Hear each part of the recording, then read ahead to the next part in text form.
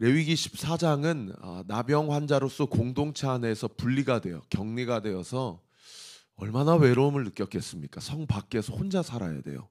그런데 하나님의 도우심으로 아마 그가 성 밖에서 하나님 이 피부병, 이 영적 나병을 나를 고쳐주시기만 한다면 내가 평생을 하나님 앞에서 하나님의 뜻대로 봉사하며 헌신하며 살겠습니다.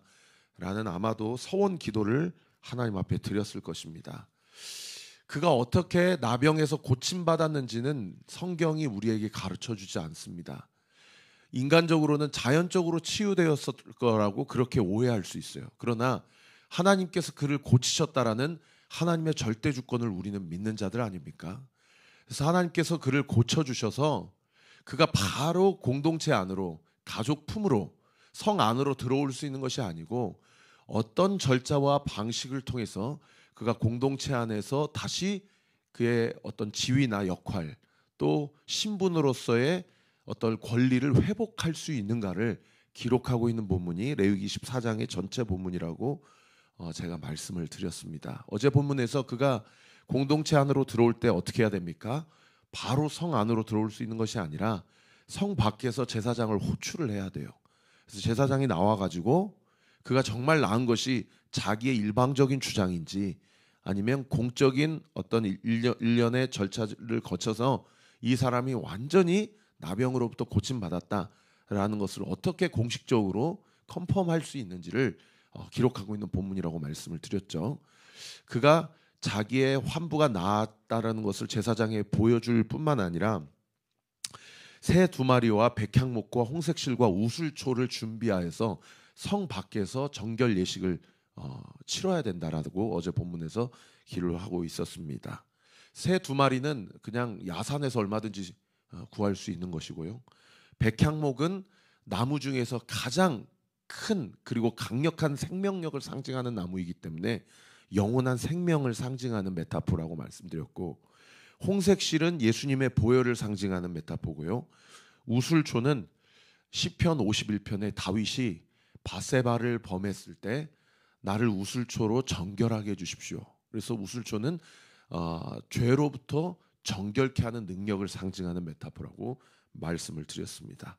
그런 정결 예식을 취하고 난 이후에 성 안으로 드디어 들어올 수 있는데 바로 자기의 장막, 가정품으로 들어갈 수 있는 것이 아니라 자기 머리를 밀고 눈썹을 밀고 자기가 입었던 옷을 깨끗하게 빨고 그리고 7일 동안 대기하였다가 7일 후에 또 다시 머리를 밀고 눈썹을 밀고 또 옷을 한 번 더 빨고 8일째 되는 날에 제사장을 다시 호출하여서 제사장과 함께 하나님의 회막 성막 앞으로 나아가서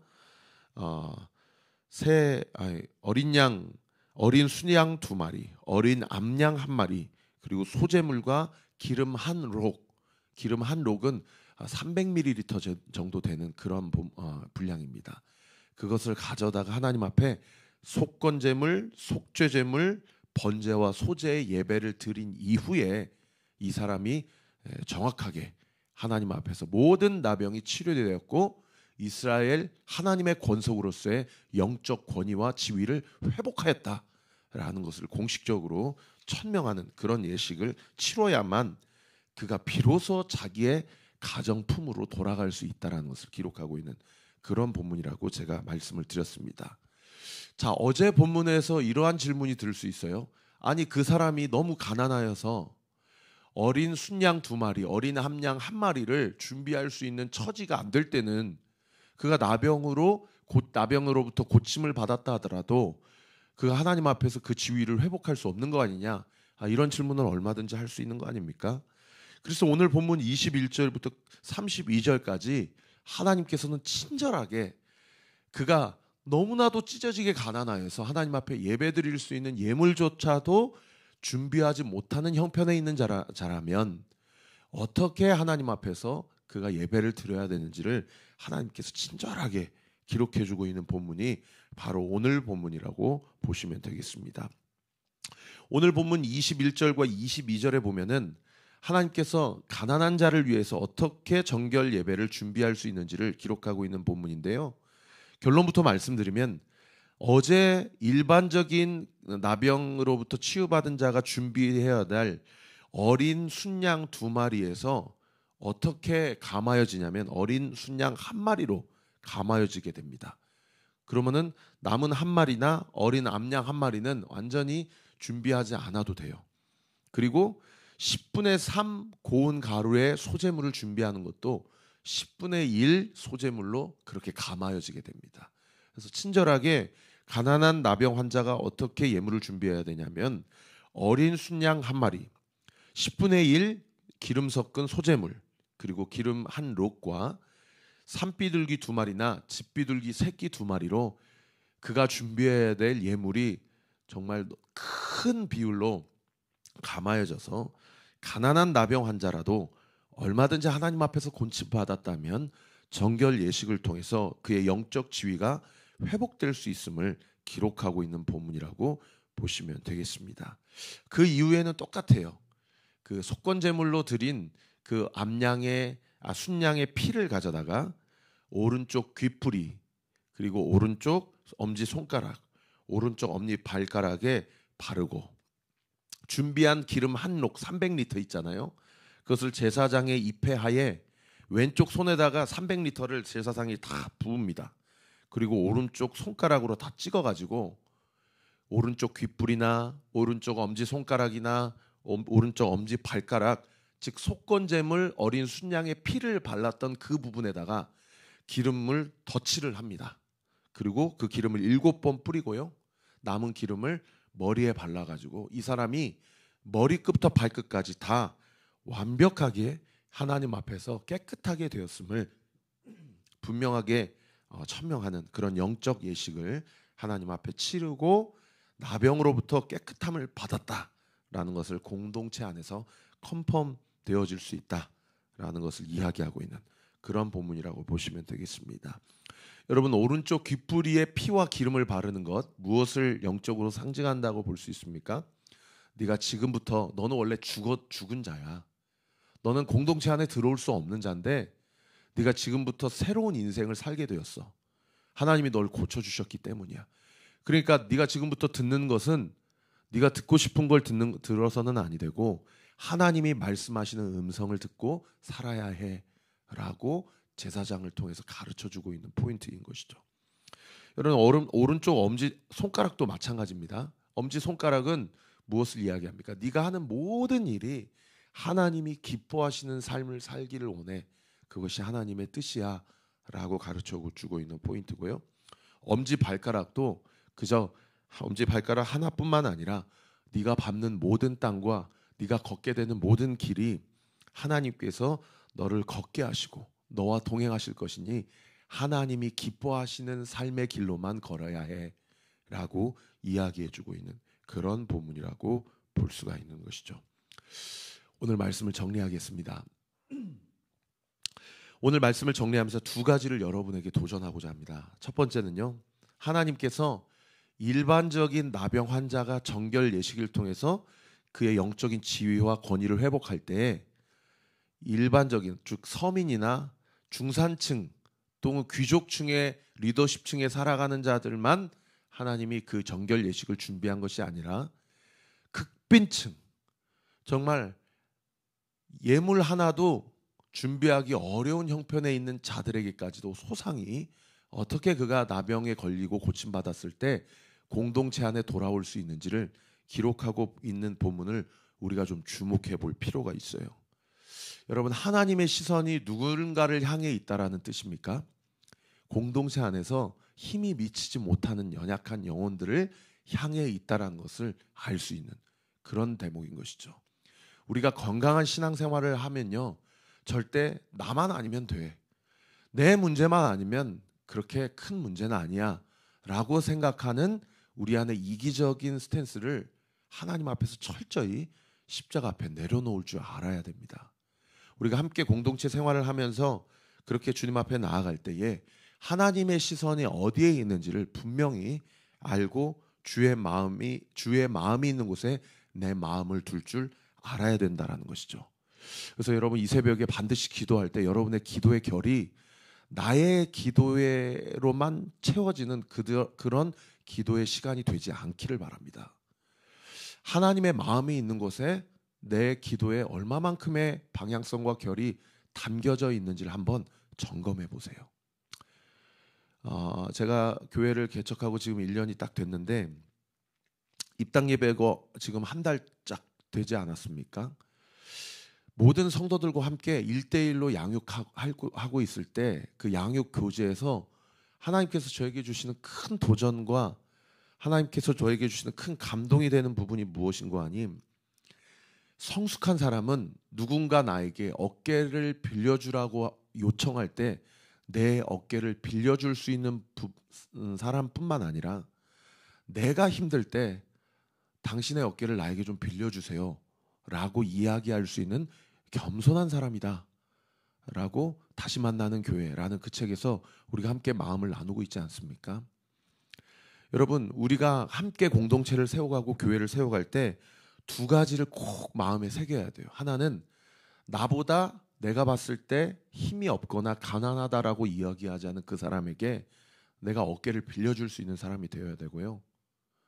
또 내가 힘들 때 나에게 어깨를 빌려줄 만한 누군가가 있다면 그 사람에게 나에게 어깨 좀 빌려달라고 이야기할 수 있는 그런 겸손한 마음과 태도가 겸하여져서 우리의 마음 가운데 준비되어질 때 우리가 그리스도 안에서 참 공동체, 정말 생명력 있는 교회를 세워가게 될 것을 믿습니다.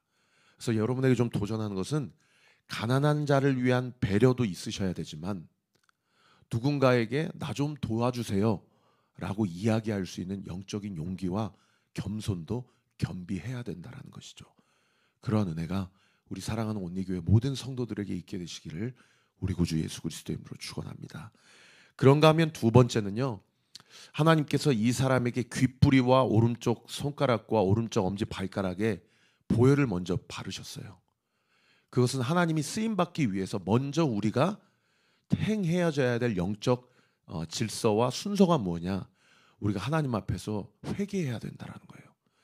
여러분, 죄 문제를 해결하지 않고서 하나님은 그 사람 인생 가운데 역사하지 않습니다.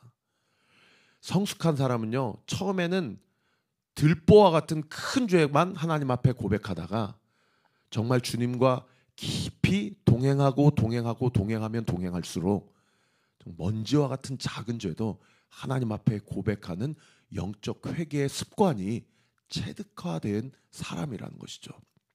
어제 회개했다고 해서 오늘 회개할 필요가 없는 존재가 우리가 아니라는 거예요.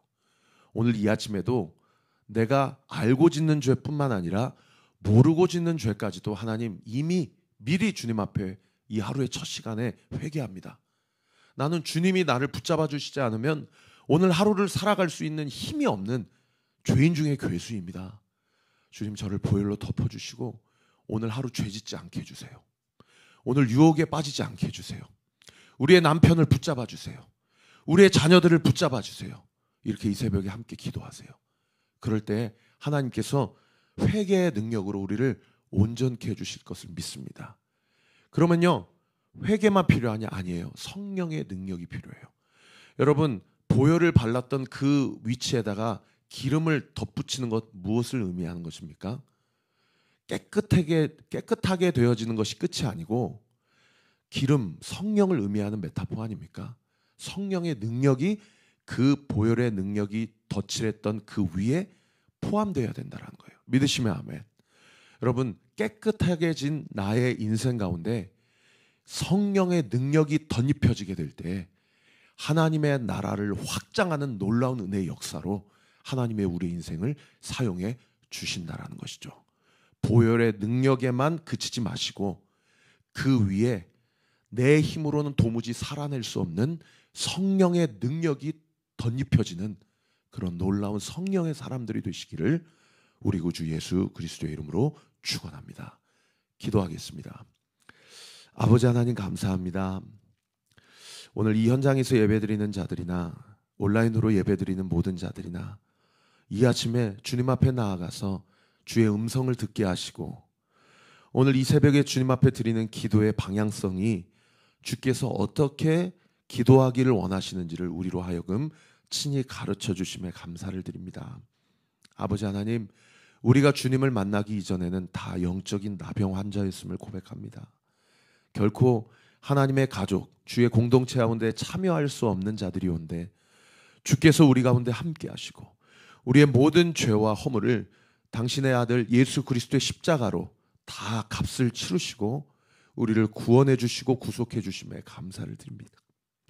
영적 나병 환자인 우리들을 고쳐주시고 우리를 회복시켜 주신 주님, 그저 천국 갈 수 있는 티켓 하나 받았던 것으로 내 삶이 하나님이 나에게 원하시는 전부임을 착각하고 망각하는 그런 인생이 되지 않게 하여 주옵시고 성령의 능력이 덧입혀져 나와 함께, 아니 내가 예수 그리스도를 만나기 이전처럼 그렇게 사망을 향해 죽어가는 영혼들이 보이게 하시고 그 영적인 가난한 자들이 눈에 들어오게 하시고 나를 위한 기도뿐만 아니라 그 사랑이 필요한 자들을 위한 기도로 나의 삶을 통하여서 그리스도의 은혜와 사랑이 그들에게도 온전히 흘러가는 놀라운 축복의 통로의 삶이 되어지도록 주께서 이 새벽에도 우리와 함께하여 주시옵소서.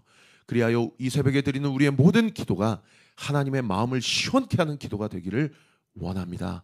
우리의 입술과 혀를 주장하여 주옵소서. 예수 그리스도의 이름으로 명하노니 하나님이 기뻐하시는 기도를 드려지게 될지어다. 기도한 대로 응답받게 될지어다. 성령의 충만함, 성령의 능력을 공급받게 될지어다. 모든 말씀 주님 앞에 올려드리옵고 살아계신 예수 그리스도의 이름으로 기도하옵나이다. 아멘. 지금은 우리 구주 예수 그리스도의 은혜와 하나님의 사랑과 성령의 위로교통 충만하심이 영적 나병 환자였음을 인정하고 그리스도의 보혈로 오른쪽 귓부리와 오른쪽 엄지 손가락과 엄지 발가락뿐만 아니라 우리의 모든 삶과 우리의 가정과 오늘 하루의 모든 우리의 생업이 예수 그리스도의 십자가의 보혈로 덮어져 온전케 되어져 그 위에 성령의 능력을 힘입어 하나님의 뜻대로 살아가기로 결단하는 우리 사랑하는 온리교회 모든 성도들 머리머리 위에와 오늘 우리의 교회를 위해서 기도하고 중보해 주시는 모든 중보자들의 삶 위에 지금으로부터 영원토록 함께 하시기를 간절히 축원하옵나이다. 아멘.